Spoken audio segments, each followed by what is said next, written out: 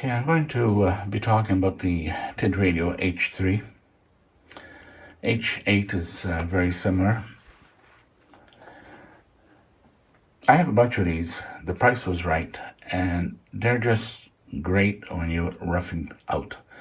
You know, it's something you can throw in the back seat, throw in the side of the door, and because of the price, you're not going to cry if some sort of damage occurs. For storage, I'll use these $2-3 cases. They seem to work quite well. Even my Idea 52 Plus. It will protect it from cosmetic scratches, things of the sort. They're available, as you know, offshore. Also, these radios work. It's not much good if they're cheap, but they're not usable. They are usable. They work great. I had no issues with it. I have these for over a year or two, I think, on some of them. And they're reliable. Especially for what I want, it was great. Okay, how do you program these things? I've kind of touched them on in my previous videos, but I thought I'd put a little bit of an update on it. There are several sources that you can use, like Chirp, OD Master, and with Chrome that supports Bluetooth programming. And some will require a cable, the Kenwood type of cable with the two-prong that you plug into the mic and speaker.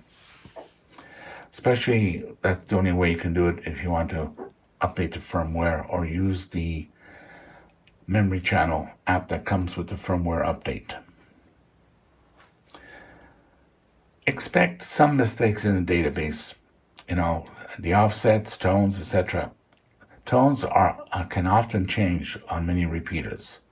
So you want to check your local source if you're having any issues. Now, if you have several different types of radios, keep in mind that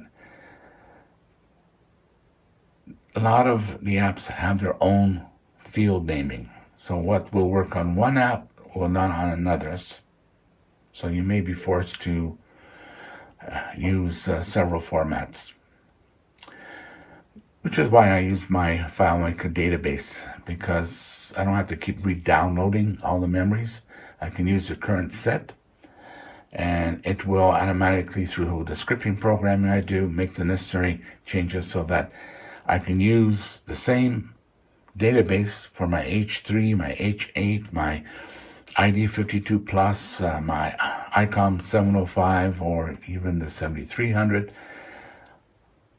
which is mostly HF, so, and 6 meters, but it will use the ones that are applicable. It's handy.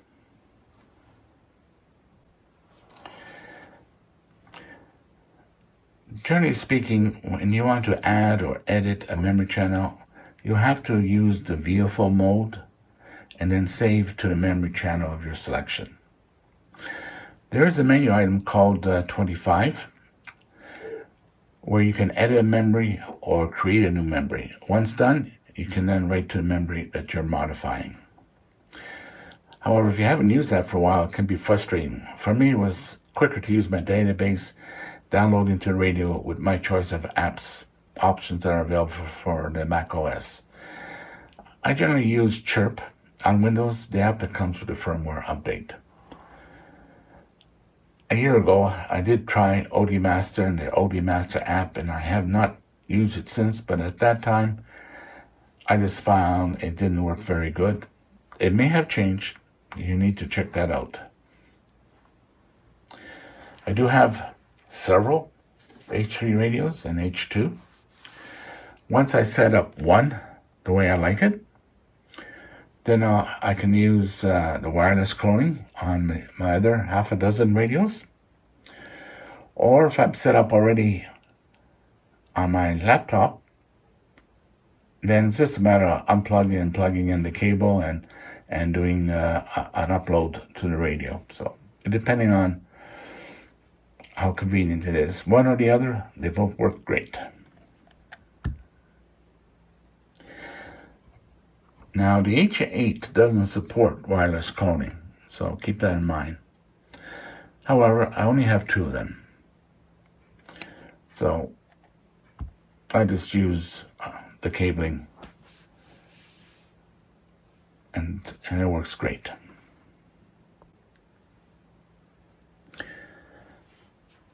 When you're traveling in different places, you sometimes wonder, okay, which repeater can I work? If I knew the name or the location of the repeater, not the call sign, but actual physical location, it's then quicker to find the frequency. This might not be for everyone, but for me it worked great. And if you notice, I do have the name of a town. Oops. I have auto lock turned on, so I got to unlock it. Claire's home. Originally, the manual says 6 characters is the max that you can put in a name. However, recently I found out I can put in 8, which was easy to correct using my database because I just modified a couple of settings. There you go, auto lock is turned on. And replace the 6 characters with the 8 characters if the name was 8 characters or longer. How did I do that? Well, Chirp is a good place. In the comments, Chirp does provide the location of the repeater and some info. So it was just a matter of using my database and some scripting. It located the information of the repeater and pasted into the name, and strips it to 8 characters if it's longer than 8.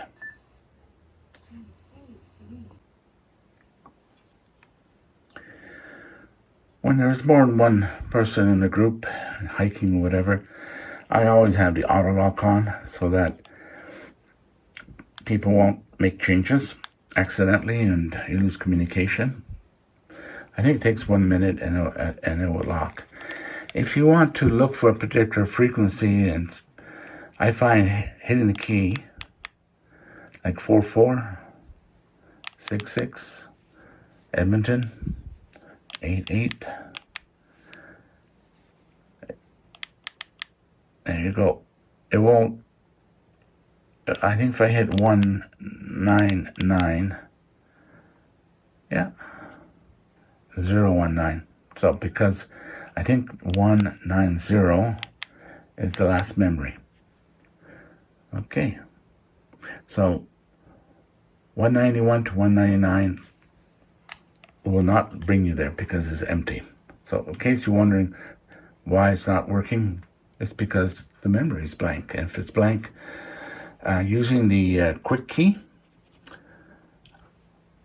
to jump to a particular channel, that's the way it's done. And when you are in memory mode, hey, let me unlock again. Or not memory mode, but settings mode. Again, if I was to hit 22, which is my auto lock, so I can quickly turn it off and on. Another area where you may find an issue or a problem, not that there's a bug or anything like that, it has to do with tones settings. Depending where you download your app, they have a different naming scheme for the tones, which can be confusing. A lot of repeaters, because of noise, interference, things of the sort, they will have a transmit tone. So if you were to try to connect to a repeater that has a transmit tone and you don't seem to be able to trip it, check your tone. Find out locally what the proper tone is, because the database may not have been updated since those changes. Also, be careful that you don't end up putting a receiving tone combination. With that, you won't hear anything. You think there'll be no activity, and you could accidentally start talking over someone else.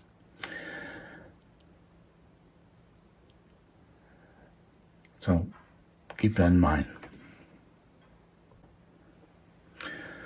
Some have asked what type of setup do I use on my settings. Generally speaking, most of the settings I leave at default. There is a handful that I always change if it has been changed. Personally, beep, sound, voices, I turn off. So that'll be like menu chapter or menu setting 6. So I hit 6. Oh, hold on, I just gotta go in there. Hit 6. Beep is turned off. 14. Voice is turned off. And 31. Roger is turned off. So anything that shortens the response of the radio, like I want my receiver to come back immediately before once I let go of the push to talk. No delays at all. Now for my display settings, this is what I like. Okay, like if I hit 22, I can. Oops, I gotta hit that. Okay, 22. Auto lock I have on, so every 1 minute it shuts off. Okay, number 9. D-Wait, I have that on.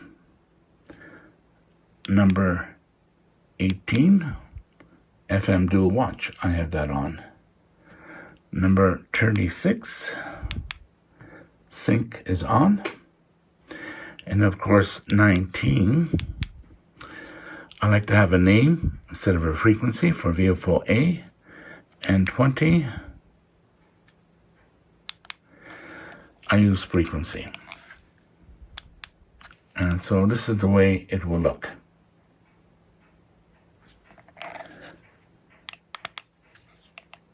Code Lake. Yeah, it's nice I can get 8 characters. It makes it easier to interpret the location of the repeater. Okay, regarding the auto lock, I believe it's 15 seconds and it will lock the keypad. It's a feature I like when there are several people involved in a group. You know, you put something in your pocket or you accidentally press a key. This will stop it from switching frequencies. Nothing worse if you lose contact with your group, especially in the event of an emergency. And people are not aware or can't remember what frequency we chose. So it's a feature, depending on your setup there. Now, there are menu privacy options I don't use. You can accidentally cause interference with others using the frequency without your knowledge. Now, I do use the H3 much more than I do the H8.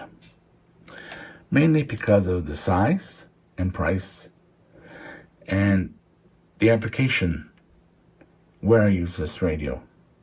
You know, off-grid, RV, camping, fishing, boating, backing up my trailer, etc. in a tight area, blind spots if one has a basic camera.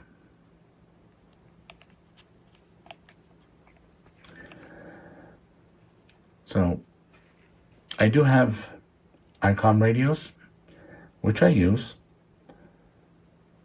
but only when the environment is less likely result some sort of accident. So that's just a quick short review. I use this pouch to store things because I know I throw this everywhere, and cosmetically, it protects it. It works. I was surprised. Even the ICOM 52 Plus fits in here, even with the clip. But without the clip, it will fit even better. So, any questions, feel free to ask. I'm trying to respond to questions I receive, and hopefully it answers those. It would be appreciated if you haven't done so to subscribe. Thumbs up would be even nice. Have a nice day. I believe my next video is going to be about a fishing trip that we just took not too long ago. First fishing trip for the spring season. Take care. Have a nice day. Bye-bye.